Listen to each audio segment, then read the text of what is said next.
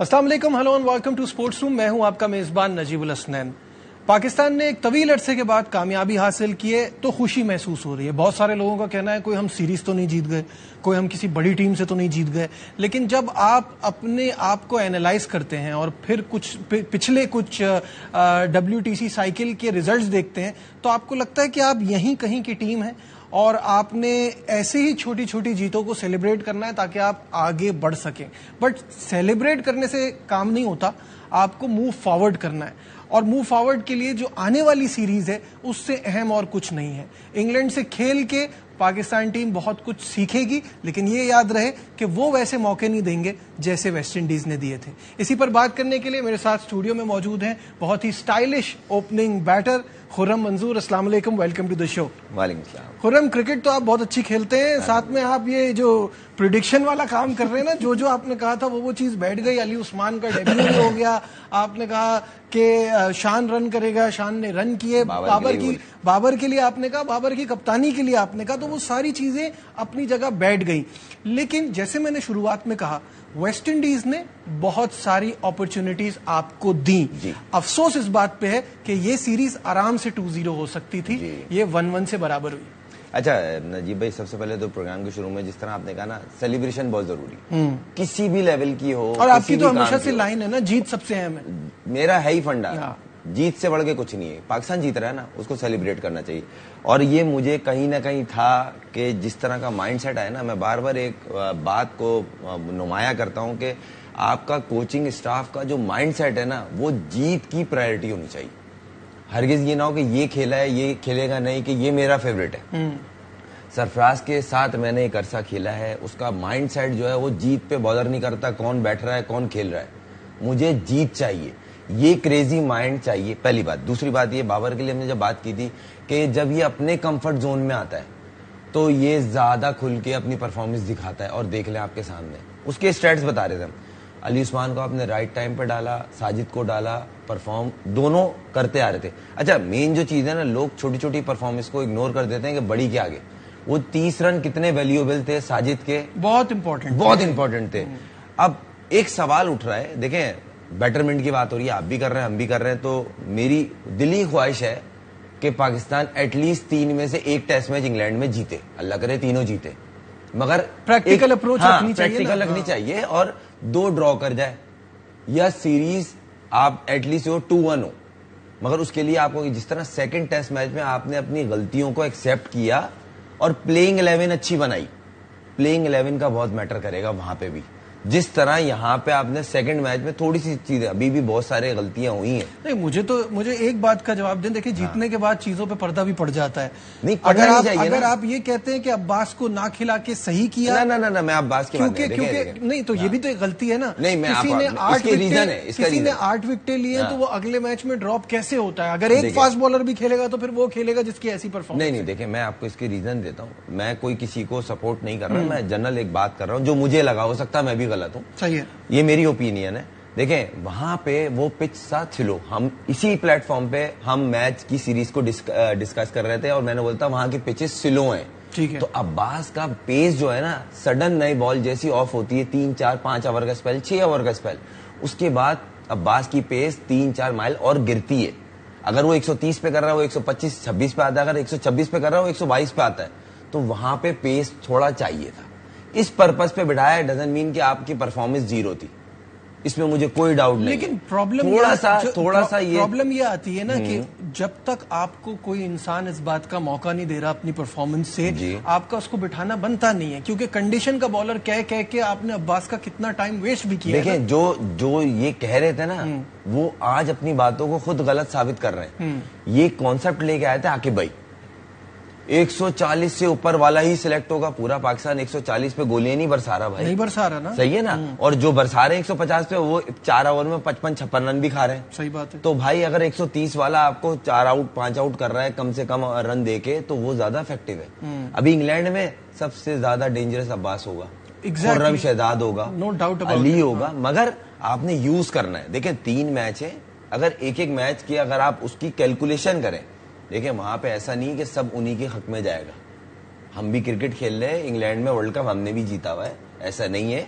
हमने वहां पे चैंपियंस ट्रॉफी जीती है, हम भी वहां अच्छी अच्छी परफॉर्मेंसेज रहे हैं। अच्छा चलिए इस पे आ जाते हैं। आप ये तकरीबन कोई 3.5 साल बाद, कितने अरसे बाद आप 2023 के बाद आप पहली बार जो है वो अवे मैच जीते हैं। आप व्हाइट वॉश हो रहे थे वेस्ट इंडीज में, आप पहली बार अवे मैच जीते हैं ना 2023 के बाद। बिल्कुल। और किस बंदे की वजह से जीते हैं जिसकी सिलेक्शन पे सबसे बड़ा क्वेश्चन मार्क था?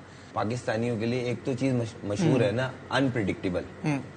करने को ये कहाँ चले जाए, नहीं करने होगा तो शाम तक।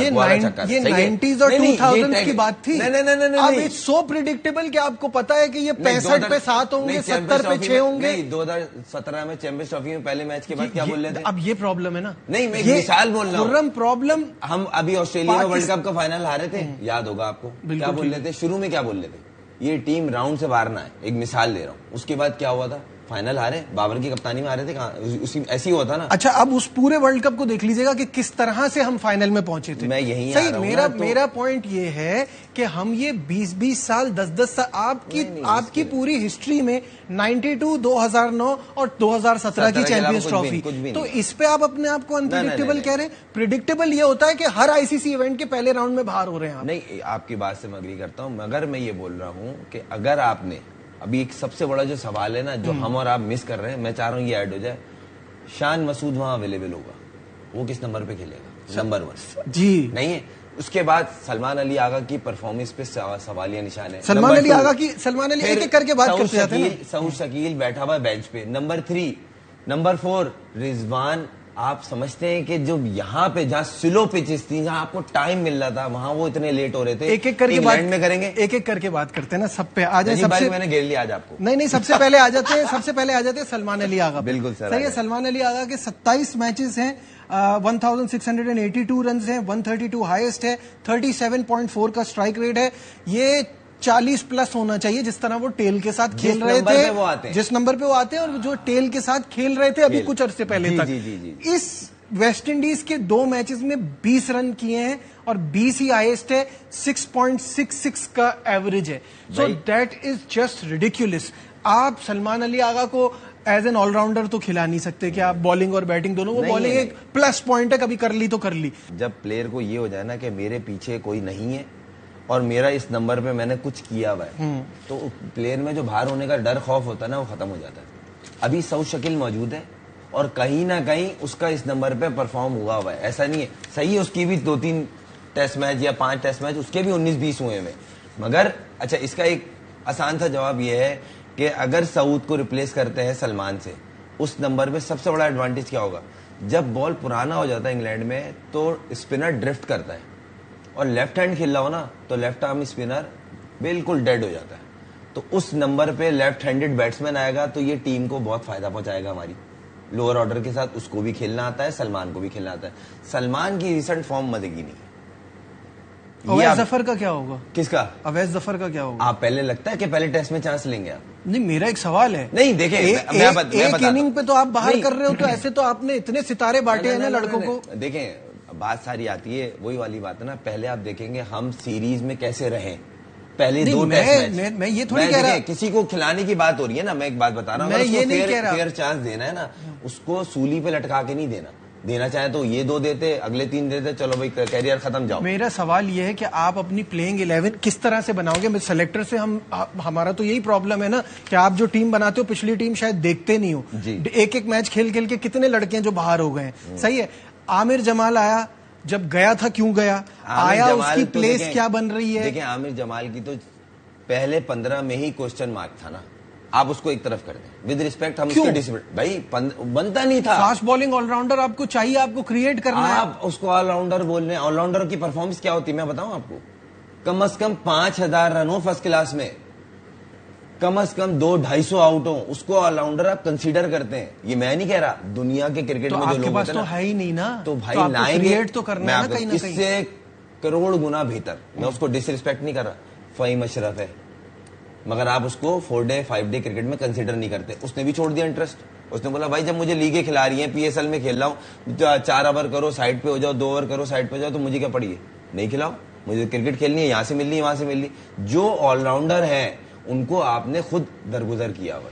क्यों इसको आप बना रहे हो कि बल्ला सही पकड़ लेता? जिस ईमानदारी से बताएगा, ऑस्ट्रेलिया की वो एक इनिंग 80 रन की ना, वो वो बैट्समैनों की इनिंग थी, मुंह इधर, शॉट इधर, उधर छक्का हो गया, यूं बच रहे, यूं पीछे छक्का हो गया। तो आप मुझे बताएं ना, अच्छा, मैं ये नहीं बोल रहा कि मैं उसके खिलाफ हूं। मैं सही आपकी बात समझ गया। का जो टैग है ना, खुदारा हटा दो। अम्माद भट्ट को आपने लिया, बेन स्टोक को कहते हैं, अम्माद भट्ट को लिया, लेने पे सब हैरान थे और फिर उसके बाद आपने फिर खिलाया। देखिए अम्माद भट्ट, देखिए मत अम्माद भट्ट को एज ए ऑलराउंडर आपने कंसीडर तो किया, मगर उसकी परफॉर्मेंस वैसी नहीं है, क्योंकि देखो उसका पेस का मसला है। लेके क्यों जा रहे हैं जब खिलाना नहीं है? देखिए एक ऑप्शन रखा मिसाल के तौर पे, 3 opener 4 opener, 2 middle order, 2 spinner, 4 fast bowler, 1 allrounder.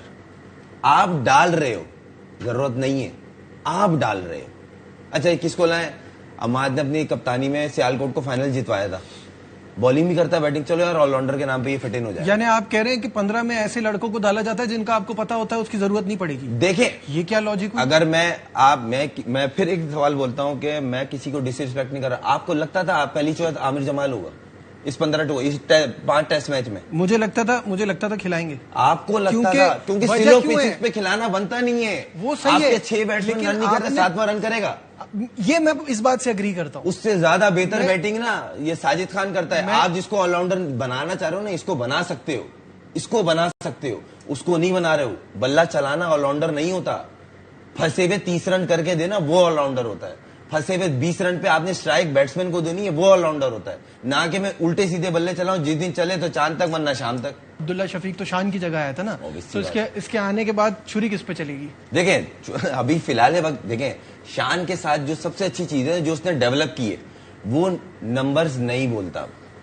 नहीं, शान तो खेलेगा ही खेलेगा। मैं कह रहा हूं शान किसकी जगह खेलेगा, ये सवाल है ना। यही तो बोल रहा हूँ, छुरी किस पे चलेगी? सलमान बाहर होगा सीधा सीधा, या तो रिजवान की गिलफ्ट दे तो किसी बैट्समैन को। क्यों? इमाम की भी परफॉर्मेंस नहीं है अभी भाई इमाम ने 2 टेस्ट में 150 तो किया है भाई, और वो जिस तरह 30-35 जिस तरह खेल रहा था, जिस तरह की पिचेस थी वो खेल रहा था। फिर लेफ्ट हैंडेड है और उसकी पास्ट में परफॉर्मेंस बुरी नहीं है। टेस्ट क्रिकेट की बात कर रहा हूं। सलमान अली आगा की आखिरी 3, 4, 5 सीरीजें उठाएं और देख लें आप। ठीक है, होल्ड दैट थॉट, इस पे बात करेंगे। और रिजवान पे ऑब्वियसली जरूर बात करनी है क्योंकि वो बिल्कुल ही ऑफ नजर आ रहे हैं काफी टाइम से। On the other side of this break हमारे साथ रहिए। Welcome back once again to sports room in conversation with Khurram Manzoor. Break पे जाने से पहले जैसे मैं आपसे बात कर रहा था कि 2023 के बाद ये पहली अवे कामयाबी है पाकिस्तान के लिए। जी बड़ा वक्त लगा किसी टीम को उसके मैदान में हराने में, लेकिन चले शुरुआत तो हुई है। बात वहीं पे आ जाती है खुर्रम, जहां अभी ब्रेक से पहले हमने रोकी थी कि क्योंकि वेस्ट इंडीज आपकी जैसी टीम है, उसने आपको कई मौके दिए, कुछ आपने ग्रैब किए, कुछ आप ग्रैब ना कर पाए, इसलिए ये 1-1 से बराबर रहा, वरना ये 2-0 आराम से हो सकता। अब प्रॉब्लम ये है कि वो जो हमारी बैटिंग के मसाइल हैं, चाहे हम कहें कि हमारी फास्ट बॉलिंग जो है वो बड़ी वन डायमेंशनल और बड़ी लिमिटेड लगती है, लेकिन उन्होंने अपना काम किया, स्पिनर्स ने अपना काम किया। प्रॉब्लम आ रही है आपकी बैटिंग में कहीं ना कहीं, जहां वो कोलैप्स हो जाते हैं। और इसमें हो रहा है ज्यादातर प्रॉब्लम ये है कि रिजवान अब वैसा नहीं खेल रहे जैसा रिजवान पहले खेलते थे। तो क्या कोई वजह नजर आती है खास इस बारे में? अच्छा पहले हम बात कर लेते हैं टॉप ऑर्डर की, इंग्लैंड से रिलेटेड, फिर रिजवान पे आते हैं। आपका सवाल बड़ा जबरदस्त था नजीब भाई। इंग्लैंड में ना हमेशा टॉप 4 डैमेज होते हैं तो टीम लेट जाती है। सही है। हमारे पास जो एडवांटेज है, मैं ये नहीं बोल रहा कि हम उन्हें 3-0 कर देंगे, ड्रीम यही है कि कर दें। और उसका एडवांटेज ये है कि हमारे पास जो ऊपर के 4 है ना, वो चारों लेफ्ट हैंडेड होगा अगर खेले। इमाम, फिर अजान अवेज है, फिर शान मसूद आ गया, और फिर अब्दुल्ला शफीक एक राइट हैंड होगा। सही है ना? तो 3 ओपनर्स का जब लेफ्ट हैंडेड खेलूंगा, आपने देखा होगा इंग्लैंड में राइट हैंडेड को ज्यादा अच्छे शेप में प्रॉब्लम करता है, लाइन डिस्टर्ब रहती है। अगर आप देखें उठा के, इंडियन ने भी यही किया था, जायसवाल और उसको जब भेजा था तो वो फंस गए थे कि आउटगोइंग जो इनकमिंग बॉल है उसको इजी लग रही थी, क्योंकि टेस्ट क्रिकेट का ज्यादातर या 4 डे क्रिकेट का ओपनर्स को ये बोला जाता है अंदर वाली बॉल के लिए रेडी रहना। मैं खुद ओपनर हूं, हमें भी यही तरबियत दी गई कि अंदर वाली बॉल के लिए रेडी खेलना, जब नया बॉल सी ऑफ हो जाए उसके बाद अपनी बेसिक्स पे आना। पहली बात तो ये। अब आ गए रिजवान पे। रिजवान के साथ एक मसला हो रहा है, वो लेट हो रहा है और वो कोशिश कर रहा है मैं बॉडी में क्लोज टू द बॉडी और खेलूं, उस चक्कर में अपनी टांग उसने और छोटी कर ली है। देखिएगा आप आगे की बॉल को वो बोल्ड हुआ है, आगे की बॉल उसको रीड नहीं हो रही। तो ये वाली पोजीशन तो उसको इंग्लैंड में और तंग करेगी। ये एग्जैक्टली मैं ये आना चाह रहा था। वहां पे एक तो वहां पे लेट नहीं चलता, वहां पे जो बचते हैं ना उनकी हैंड स्पीड बहुत तेज होती है कि बॉल जब हाथ से रिलीज हो तो आपकी आई जब देखे हैंड इतने क्विक हो कि आपकी टांग से पहले हाथ मीट कर ले बॉल को। बचता ही वो बैट्समैन है जिसकी हैंड स्पीड तेज है, वहां परफॉर्मेंस देख लें, या बिल्कुल जो रूट की तरह आप एक बॉक्स हो, उस बॉक्स से बाहर बल्ला जाता ही नहीं, बहुत रेयर होता है। बाबर आजम भी है, बहुत शेप में खेलता है, मगर कभी कभार बल्ला आगे चले जाता है, क्योंकि उन कंडीशंस में साल में 1.5 साल में एक सीरीज है, वो भी 3 मैच, आप 1 महीने पहले भी गए, कितनी प्रैक्टिस कर लेंगे आप उसकी, कंडीशंस का, हवा का बड़ा फर्क होता है। तो आई होप कि रिजवान इस चीज को समझे हुए हों, हैंड स्पीड तेज करें, प्रॉपर फ्रंट फुट पे जाएं, क्योंकि वो छोटी टांग से खेल रहे हैं, लेकिन जो छोटी टांग से और प्रॉब्लम होगी इंग्लैंड में उनको। देखिए रिजवान की प्रॉब्लम बैटिंग की तो आपने बता दी, लेकिन मुझे तो ओवरऑल उनकी प्रेजेंस भी वो नहीं लग रही ना वो रिव्यू ऐसे ले पा रहे हैं, ना कीपिंग ऐसे कर पा रहे हैं। एग्जैक्टली। आपने एक चीज और नोट की होगी, कहीं ना कहीं मुझे ऐसा लगा फुल फिट नहीं है, हो सकता मैं गलत हूं, क्योंकि उनकी जो लेग स्टंप पे फीट मूवमेंट है ना, वो है ही नहीं। कीपर 1-2 स्टेप जाता ही जाता है, फास्ट बॉलर पे 2-3 बॉलें क्लियर दिखी कि बॉल निकली और उन्होंने वहीं से अपने आप को ड्रॉप कर दिया जमीन पे। तो ये मुझे कहीं ना कहीं ऐसा लगा, एक तो वो परफॉर्मेंस को लेके भी थोड़ा कॉन्फिडेंस शटर हुआ है, मगर कहीं ना कहीं उनकी कोई प्रॉब्लम है जो फुली फिट नहीं है। इंग्लैंड में आपको रिजवान बैठते हुए दिखाई दे रहे हैं? मुझे ऐसा लगता है कि आप उससे जाएं, पहले मैच से आप उससे जाएं, गाजी गौरी से जाएं। देखिए हम ये नहीं बोल रहे रिजवान खत्म, नहीं, आपने 2 टेस्ट मैच दिए, वो स्ट्रगल कर रहा है और फुली फिट भी नहीं लग रहा, उसको पहला टेस्ट मैच दो ना गाजी गौरी को, ज्यादा क्या होगा, अल्लाह ना करे परफॉर्मेंस नहीं होगी, मेरी तो बड़ी उम्मीद है, मुझे बहुत मेरी दुआ है कि वो परफॉर्म करे। अगर उसने परफॉर्म कर दिया तो एक आपको एक ऑप्शन क्रिएट हो जाएगा। दूसरी बात ये, रिजवान को भी थोड़ा सा टाइम मिल जाएगा, 2 टेस्ट मैच प्रेशर में खेला है, एक होगा नहीं यार अगले 2 टेस्ट मैच में उस पर फोकस करके स्ट्रेंथ करूं, थोड़ी सी कीपिंग की प्रैक्टिस ज्यादा करूं, बैटिंग पे काम करूं, क्योंकि यहां से ज्यादा मुश्किल कंडीशन है, वहां पे हवा तंग करती है, सुबह से शाम तक आपको हवा बॉल लहराता है, स्विंग बॉल खेलना और वो भी पेस के साथ बहुत ज्यादा डिफिकल्ट है। और अगर आप थोड़ा सा लेट हो रहे हैं, ये थोड़ा नहीं काफी लेट हो रहे हैं, छोटी टांग से खेल रहे हैं, जल्दी ओपन हो जाते हैं, जब आप ओपन होते हो साइड ऑन प्लेयर बच जाता है वहां पे, मगर ओपन चेस्ट प्लेयर नहीं बचता। तो इतना ब्रेव डिसीजन आपके ख्याल में ले लिया जाएगा? लेना चाहिए, क्यों डरना किस बात, हार तो रहे ना। 90% लोग, मैं बोल रहा हूँ 90%, हम चले अल्लाह करे इसकी अपोजिट हो, 99.9% दुनिया में जो क्रिकेट को फॉलो कर रहे हैं, ये पता होगा पाकिस्तान इंग्लैंड गया है, ये 3-0 होगा, सही है, इससे बस डिसीजन तो नहीं हो सकता ना।